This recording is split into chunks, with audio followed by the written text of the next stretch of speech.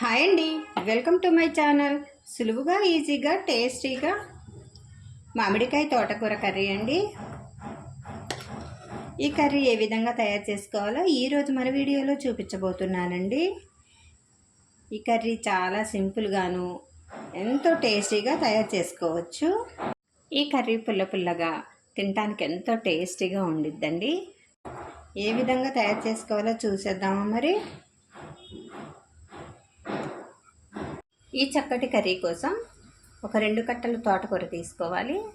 శుభ్రం చేసుకొని మంచిగా సన్నగా తరిగి పెట్టుకోవాలండి. చాలా సన్నగా తరుక్కోవాలి. ఒక మామిడికాయని పై చెక్కు తీసేసుకొని మంచి సన్న ముక్కలుగా కట్ చేసి పెట్టుకోవాలి. ఒక ఉల్లిపాయ, 2 పచ్చిమిర్చి, ఎండుమిర్చి ఒక 4 వేసుకోవాలండి. ఎండుమిర్చి వేసుకుంటే చాలా బాగుంటుంది టేస్ట్ అనేది. స్టవ్ వెలిగించుకొని ప్యాన్ పెట్టేసుకోవాలి. ఒక 2 టేబుల్ స్పూన్లు ఆయిల్ వేసుకోవాలి.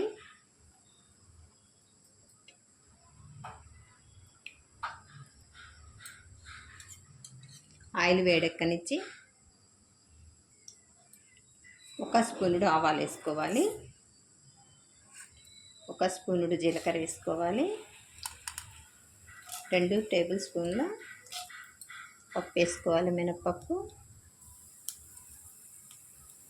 ఎండుమిర్చి వేసేసుకోవాలి.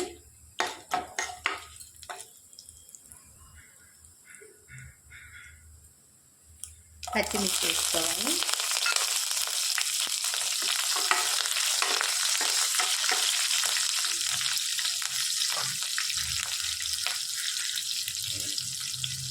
వెల్లుల్లిపాయలు చెదగొట్టి వేసుకోవాలి.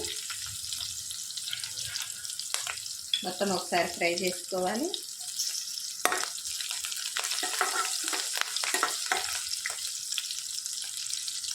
సన్నగా తరిగి పెట్టుకున్న ఉల్లిపాయలు వేసుకొని వేయించుకోవాలి.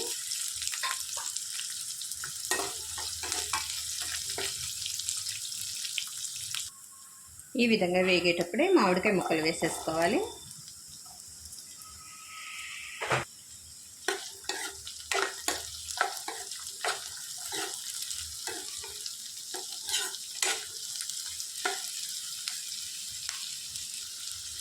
రుచికి సరిపడా సాల్ట్ వేసేసుకోవాలి.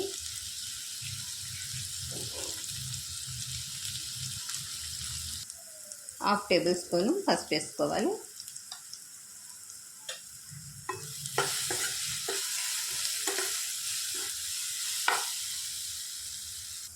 మామిడికాయ అనేది మెత్తబడిందండి. ఇందులోనికి సన్నగా తరిగి తీసుకున్న తోటకూర వేసేసుకోవాలి. ఒక 2 సెకండ్లు మూత పెట్టేసుకోవాలి.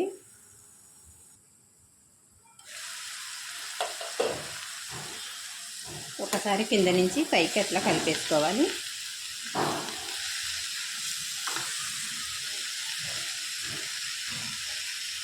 ఒకసారి కలిపేసుకొని మూత పెట్టుకోవాలి.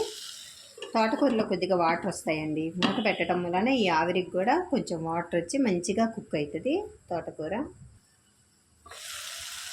1 టేబుల్ స్పూన్ కారం వేసుకోవాలి.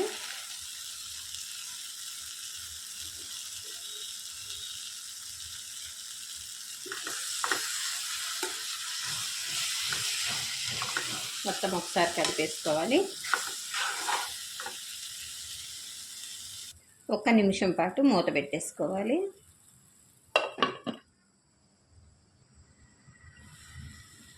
రెడీ అయిపోయిందండి. సులువుగా ఈజీగా టేస్టీగా మామిడికాయ తోటకూర కర్రీ అండి. ఈ కర్రీ వేడివేడి అన్నంలోనికి, చపాతీలోనికి చాలా బాగుంటుందండి. మీరు తప్పకుండా ఒకసారి ట్రై చేసి చూడండి. సింపుల్ రెసిపీని ఎలా వచ్చిందో కామెంట్ చేయండి.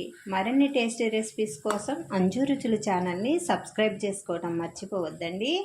Thanks for watching. బాయ్ అండి.